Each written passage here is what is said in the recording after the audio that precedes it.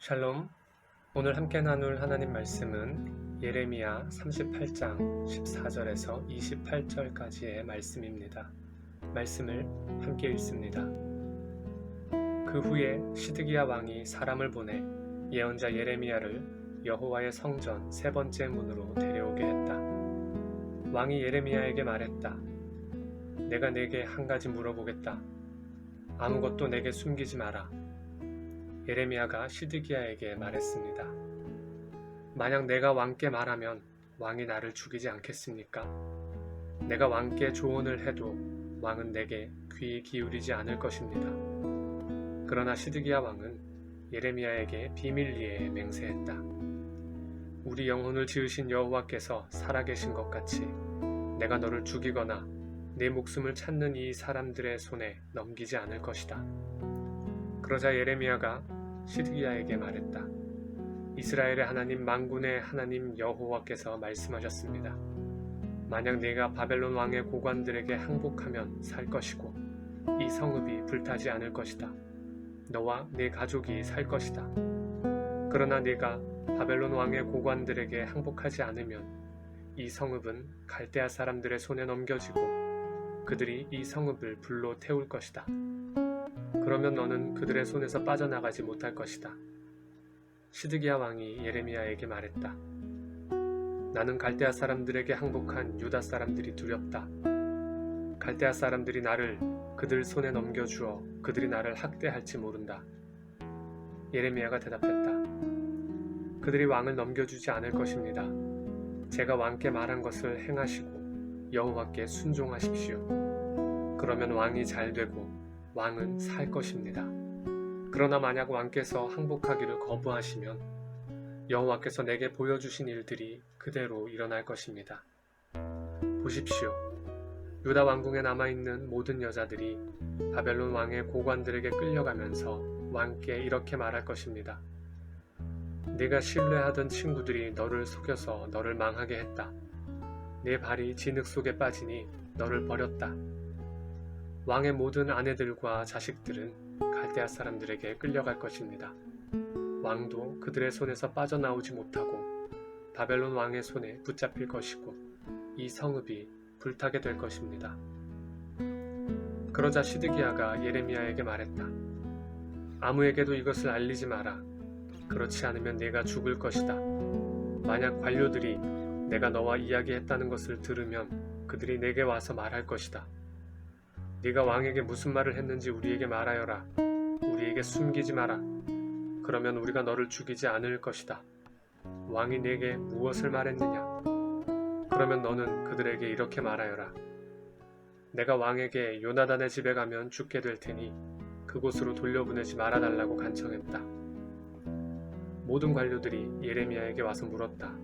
그러자 그는 왕이 명령한 말대로 그들에게 말했다. 그리하여 그들은 그에게 더 이상 말하지 않았다. 이는 아무도 왕과의 대화를 듣지 못했기 때문이다. 그리하여 예레미야는 예루살렘이 함락되는 날까지 경호대 뜰에 머물렀다. 예루살렘이 함락될 때 예레미야는 그곳에 있었다. 아멘. 시드기야 왕이 다시 사람을 보내 예언자 예레미야를 부릅니다.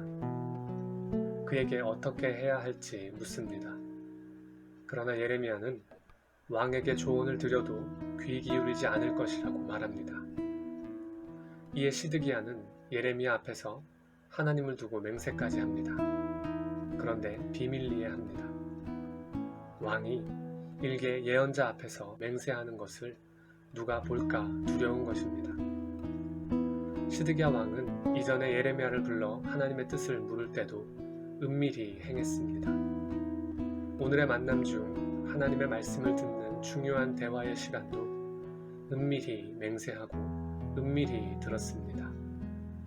시드기야는 한 나라의 왕으로 있으면서도 늘 두려움 가운데 살았습니다.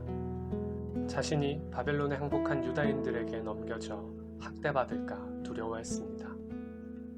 또는 왕으로서 행해야 할 어떤 결정과 판단 앞에서 관료들을 두려워했습니다. 그렇게 사람들을 두려워하면서 사람들의 눈치는 그렇게 보면서 정작 귀 기울여야 하고 그 뜻을 살펴야 할 하나님께 대해서는 그렇게 하지 않았습니다. 예레미야가 재차 바벨론에 항복할 것을 말하며 왕께 말한 것을 행하시고 여호와께 순종하라고, 그러면 왕이 잘 되고 왕이 살 것이라고 하였지만 끝내 왕은 그렇게 하지 않았습니다. 우리가 두려워해야 할 분은 하나님 한 분뿐입니다. 경외입니다.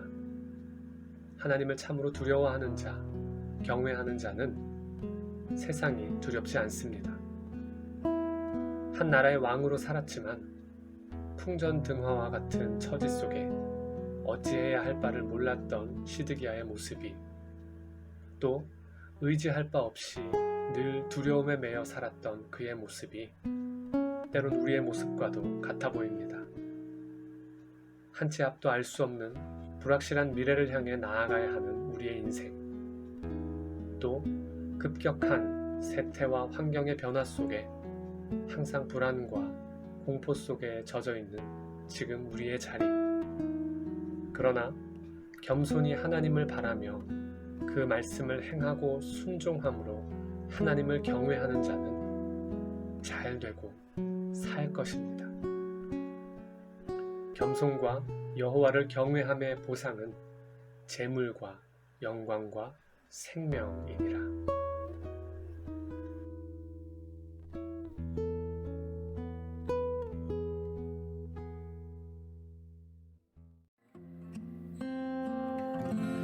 주여 날 가르치소서. 주의 말씀을